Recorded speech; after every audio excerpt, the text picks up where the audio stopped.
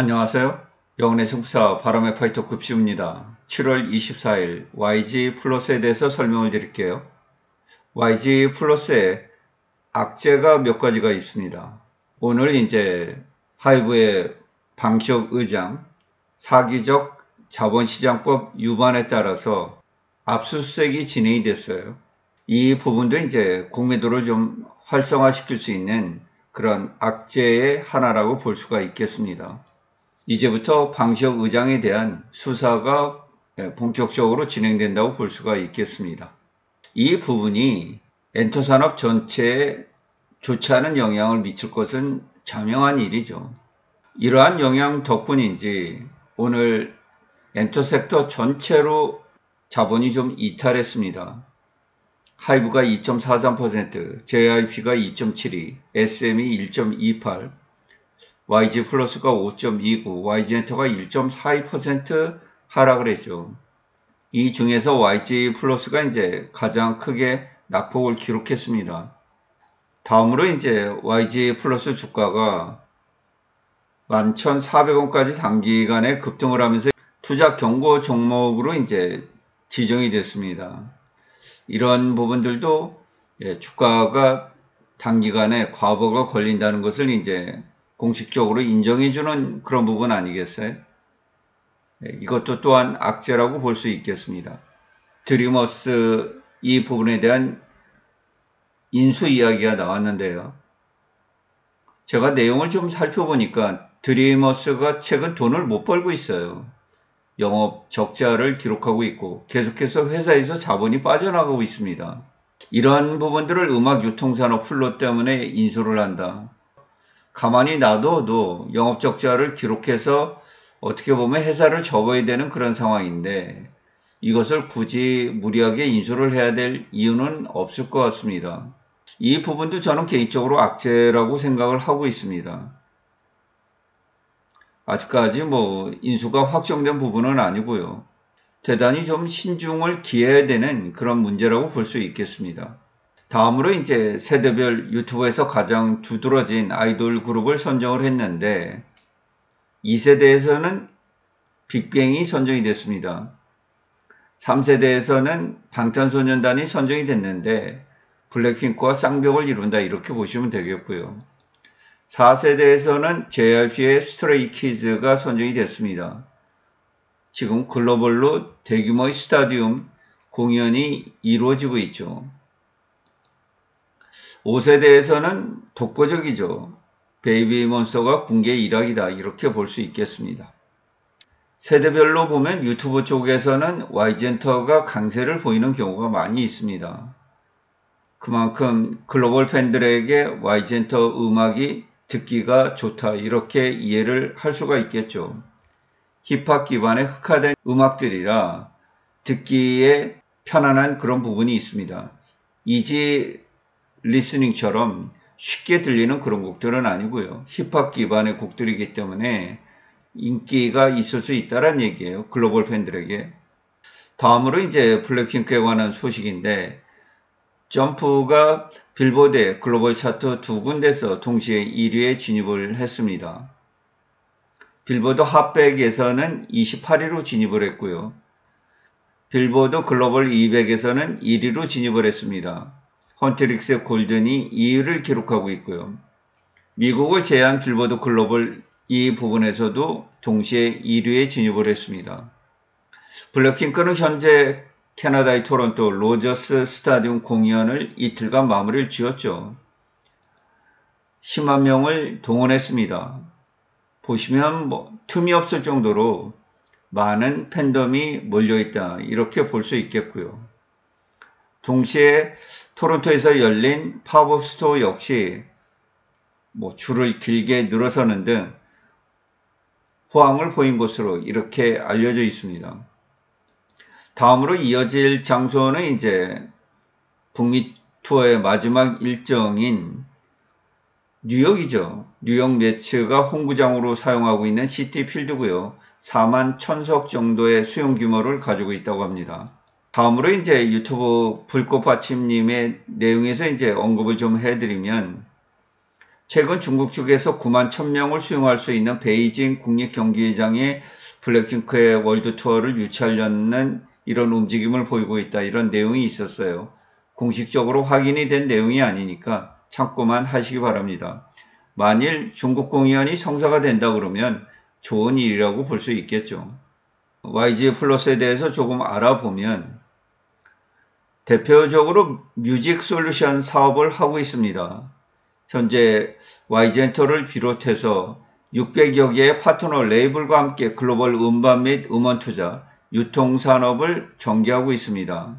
아티스트, IP, 지적재산권에 기반한 음악 투자, 유통, 음악 플랫폼, 굿즈, 음반 제조 등을 통해서 이제 글로벌 트렌드를 선도하는 음원과 음반, 유통기업이라고 볼 수가 있겠어요. 여기에는 이제 포레스트 팩토리라고 하는 YG 플러스와 이제 예인미술이 51대 49의 지분으로 이제 설립한 엔터 전문 기업이죠. 이 부분에서 이제 앨범도 만들어내고 많은 굿즈들을 이제 만들어낸다 이렇게 볼 수 있겠고요. 공장은 외부에서 전경을 봤을 때 대단히 깔끔하게 구축이 되어 있다. 뭐 이렇게 볼 수가 있겠습니다. YG 플러스는 YG 인베스트먼트를 자회사로 가지고 있죠. 투자 실적도 YG 인베스트먼트의 경우는 크게 나쁘지 않습니다. 이러한 자회사의 실적은 YG엔터 실적에 또 반영이 되니까 현재 YG 인베스트먼트의 활약은 나쁘지 않다 이렇게 볼 수가 있겠어요. 여러 가지 그 플랫폼들을 운영하고 있는데 네이버 바이브를 이제 위탁해서 운영을 하고 있고요. 인디펜던트 아티스트를 위한 디지털 음악 유통 서비스 믹스테이프도 운영을 하고 있습니다. 이외에 이제 YG 아티스트만을 위한 굿즈 판매 디지털 몰이죠. YG 셀렉트를 운영하고 있고요. 2025년 3월 13일 날 K-POP 덕질 전문몰 버프즈를 론칭했습니다. YG 셀렉트보다는 조금 다양한 것 같아요. 위버스 샵에서도 이제 굿즈 이런 부분들이 판매를 하고 있는 상황이죠. 제가 이제 버프라는 홈페이지에 이렇게 들어가서 내용들을 살펴봤더니 현재는 아티스트 같은 경우 25개 아티스트에 관한 다양한 제품들이 이제 소개가 돼 있어요. 또 클럽 푸프라고 하는 대화창들이 있습니다. 예, 푸프들의 수다 이런 부분들을 이제 적을 수 있게 팬들과 소통할 수 있는 공간도 있고요. 이런 부분에 비하면 YG 셜록트에 비해서는 조금 더 이제 다양하고 활성화된 그런 덕질몰이다 이렇게 이해를 해볼 수가 있겠고요. 2025년도에는 제가 이제 기저효과가 발생을 할 것이다 이런 얘기를 드렸고요. 2022년도, 2023년도 하이브와 협업을 하게 되면서 이제 매출액이 껑충 뛰고 영업이익도 100억을 넘고 200억을 넘기는 등 역사적 신고가를 이제 기록했죠. 돈을 버는 기업으로 이제 전환이 되고 있는데 2024년도에는 블랙핑크와 방탄소년단의 공백이 있으면서 이제 매출액도 줄었고요. 영업이익은 마이너스 7억 원 적자를 기록했습니다. 올해 1분기에 이제 87억 영업이익을 냈으니까 2023년도 212억의 역대 최고 매출을 넘어설 가능성이 지대하게 높거든요. 이러한 부분들을 기저효과라고 이야기를 하는 것이죠. 이런 부분들 때문에 현재 주가가 고공행진을 펼치고 있다. 최근에 발매된 앨범들이 있죠. YG 플러스가 2025년도 들어서 앨범 발매가 좀 부진합니다. 방탄소년단도 앨범 발매가 없었고요. 세븐틴도 군입대 문제 때문에 앨범 발매가 활발하지 않고 뉴진스도 빠져있고 블랙핑크도 앨범 발매가 없었고요. 베이비몬스터도 없었고 트레저도 지금까지 없었습니다. 이러한 영향 덕분에 앨범 판매가 다소 부진합니다. 방탄소년단 멤버들이 이제 제대를 한 후에 새로운 앨범은 2026년도 봄에 나온다고 하고요. Permission to Dance on Stage라고 하는 라이브 앨범, 이전에 이제 라이브를 했던 앨범을 발매를 했는데 현재 37만 8,271장을 기록하면서 방탄소년단의 이름값에 비하면 판매 실적이 그리 좋지 않은 상황입니다. TXT가 같은 소속사죠. 하이브 산하 레이블 빅히트 뮤직의 보이그룹인데 8월 18일 날 이제 동생 그룹이 하나 또 탄생을 하죠. 5인조에. 이번에 미니 4집 별이장 투게더로 컴백을 했는데 현재까지는 157만 장을 보이고 있습니다. 3집 여름의 장 프리폴이 이제 225만 장을 기록했던 것에 비하면 판매량이 약간 뒤처지고 있다, 이렇게 볼 수 있겠고요. 베이비몬스터의 경우 핫소스를 발매를 하고 활발하게 이제 활동들을 이어나가고 있습니다. 핫소스는 1억 뷰를 24일 만에 돌파를 했고요. 11번째 이제 1억 뷰가 되겠습니다. 현재 유튜브 구독자 수는 971만 명을 넘어서 1천만 명에 가까워지고 있습니다. 대단하죠. 유튜브에서는 5세대 아이돌 그룹 중에는 남녀 그룹을 통틀어서 베이비몬스터가 독보적이며 군계의 일학이다, 이렇게 볼 수가 있겠습니다. 올해 추가 공연이 발표가 됐는데 일본 공연이에요. 이번에는 팬 콘서트라고 해서 아무래도 일반적인 콘서트보다는 팬과 이제 소통하는 그런 콘서트가 될 것으로 이렇게 예측이 되고 있는데 일본 공략에 집중을 하고 있습니다. 아레나급이에요. 11월 15일, 16일 치바에서 이제 라라 아레나,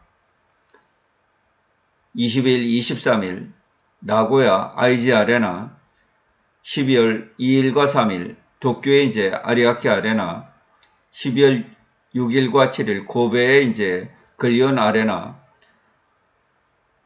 모두 합해서 이제 10만 4천 명을 추가적으로 동원을 하게 됩니다. 거의 2025년도 연간으로 이제 한 50만 명 가까운 모객 수를 기록하게 되죠. 평균적으로 티켓 가격 15만 원만 따져도 750억. 여기에 앨범 판매라든가 온라인 수익, 미디어 수익 이런 거 다 포함하면 한 해 1천억 정도 매출을 올리는, 뉴진스가 이제 데뷔 2년 만에 1천억 정도 매출을 올리고 영업이익 300억 정도를 거뒀잖아요. 뉴진스 정도에 도달을 하고 있다, 이렇게 이해를 하시면 되겠습니다.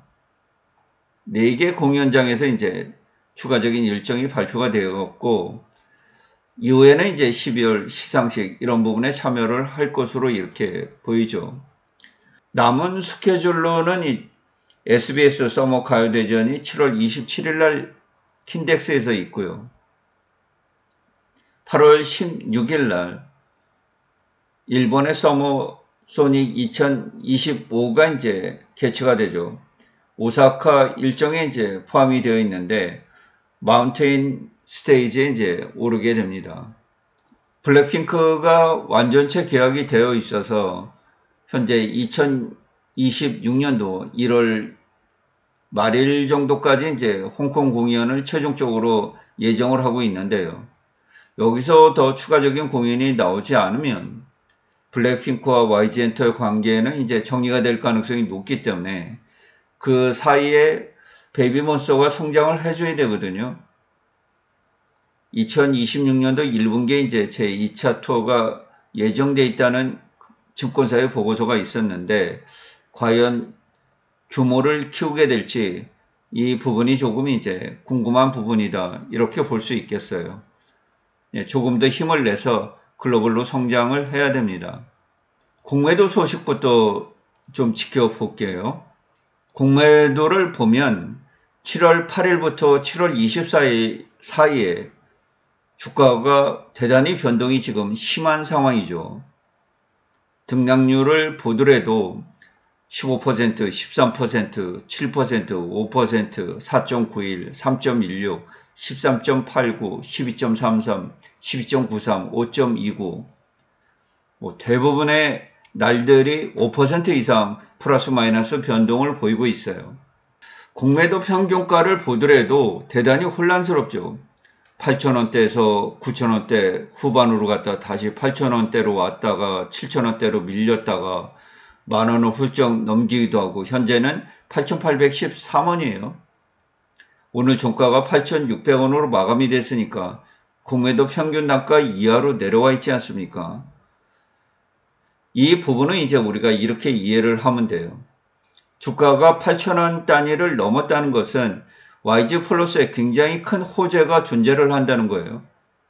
여기에 따라서 세력들이 개입해서 주가를 끌어올리게 되면 공매도의 쇼케이지가 더해질 수 있고요. 단타 세력이 더해지면서 주가가 10% 이상 급등을 하는 이런 부분들이 형성이 될 수 있어요. 반면에 이제 주가가 단기간에 높아지게 되면 공매도가 다시 주가를 누를 수가 있습니다. 세력들이 개입을 하지 않으면 공매도에 의한 하락 매물과 익절하려는 물량들이 겹쳐서 주가가 마이너스 5% 이상, 마이너스 10% 이상 하락을 할 수가 있어요. 따라서 YG 플러스 주가는 8,000원에 있다가도 9,000원에 갈 수 있고요. 9,000원에서 만원도 갈 수 있습니다. 뭐 10%면 보통 800원 후반에서 1,000원 단위 이 부분이 변동이 되지 않습니까? 500원 정도는 기본적으로 나올 수 있는 그런 여지가 대단히 큰 환경이 조성되고 있다. 그래서 현재 YG 플러스를 이해하는 데는 공매도에 대한 이해가 대단히 중요하고요. 이러한 이해를 바탕으로 투자를 적절히 조절하는 것이 필요하다. 이 부분을 꼭 잘 이해를 하고 계셔야 됩니다. YG 플러스 일봉을 한번 볼게요. 지금은 현재 60일 이평선은 7,000원을 넘어서 7,261원까지 도달을 해 있습니다. 60일간의 거래 기간을 보면 현재는 5,000원 단위가 빠지고 있어요. 5,000원 단위가 빠지고 8,000원 단위가 반영이 되고 있습니다. 60일 이평선이 가파르게 올라가죠.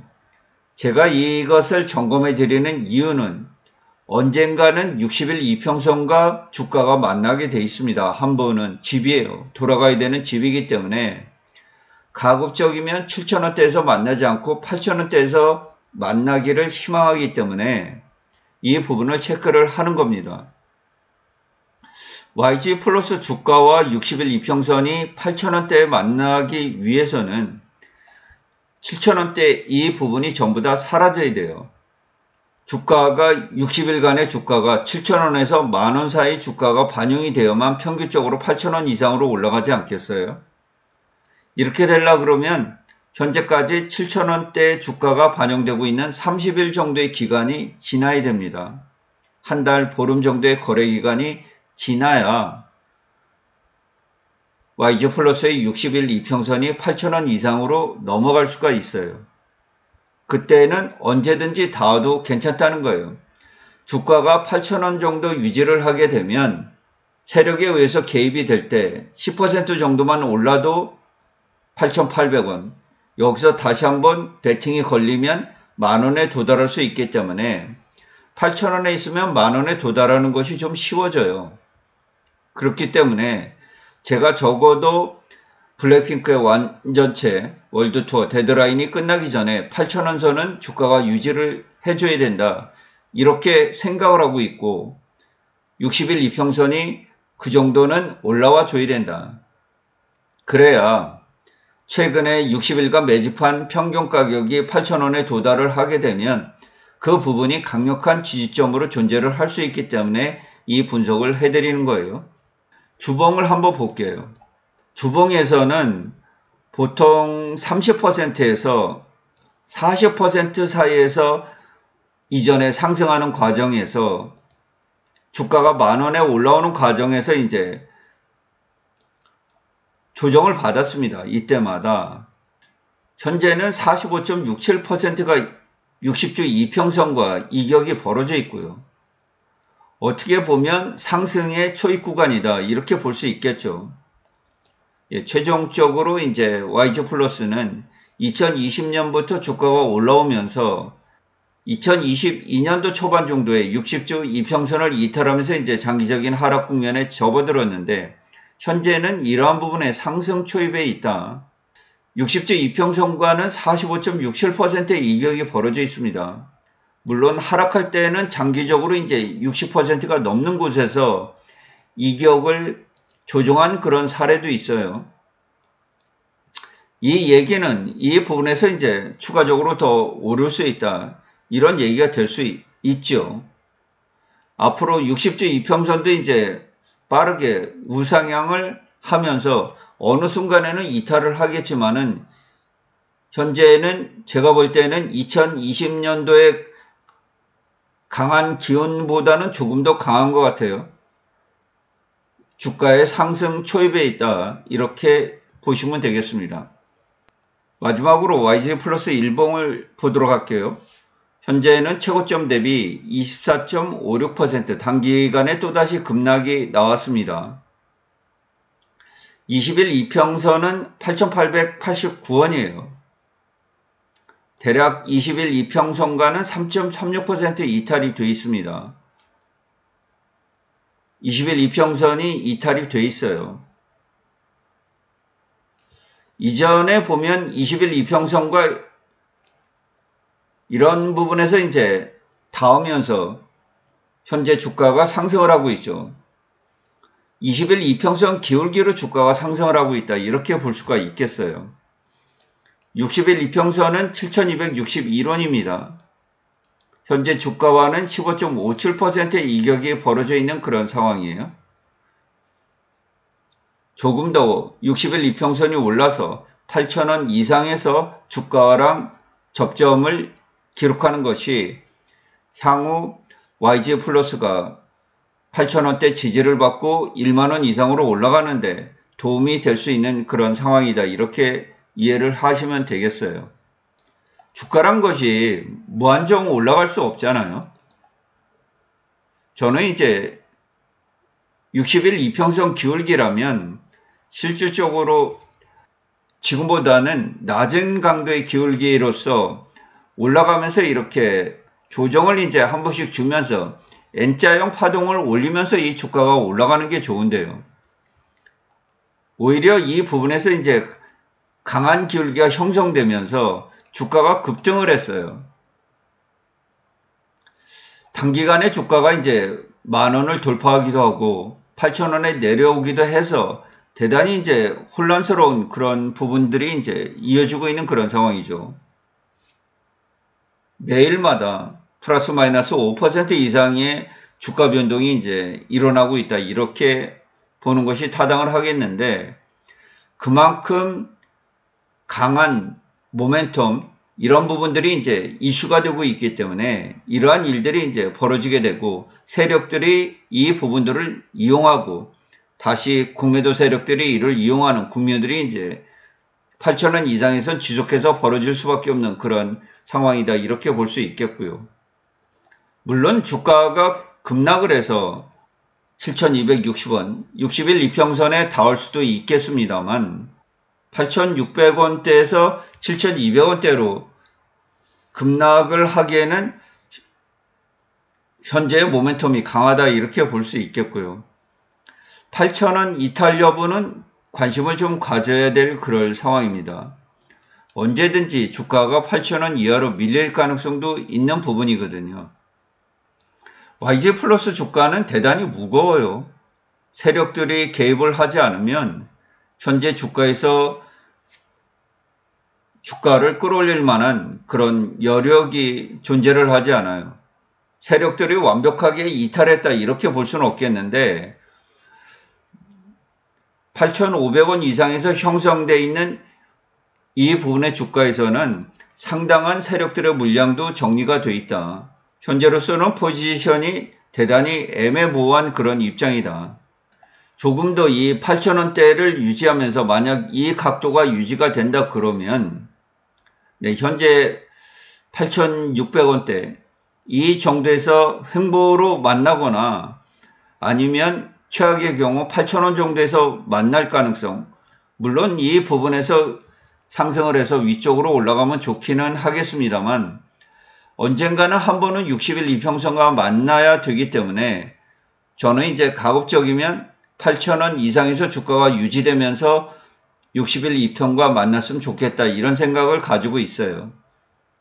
특히 블랙핑크가 월드 투어를 떠나주는 기간 안에는 이 정도 선에서 유지를 하면서 8,000원 선에서 강력한 지지를 받으면서 다시 우상향을 하는 그런 기회를 맞이하는 게 좋지 않을까, 개인적으로는 이렇게 보고 있습니다. 네, 오늘 YG 플러스는 어제의 충격에 이어서 다시 한번 마이너스 5.29% 460원 하락한 8,600원을 종가로 마감이 됐습니다. 변동성이 대단히 커지고 있는 그런 구간이라는 점 잘 이해를 하시고, 이상으로 방송을 마치도록 할게요. 장시간 시청해 주셔서 고맙습니다. 급시의 주식 여행은 언제나 향기롭습니다.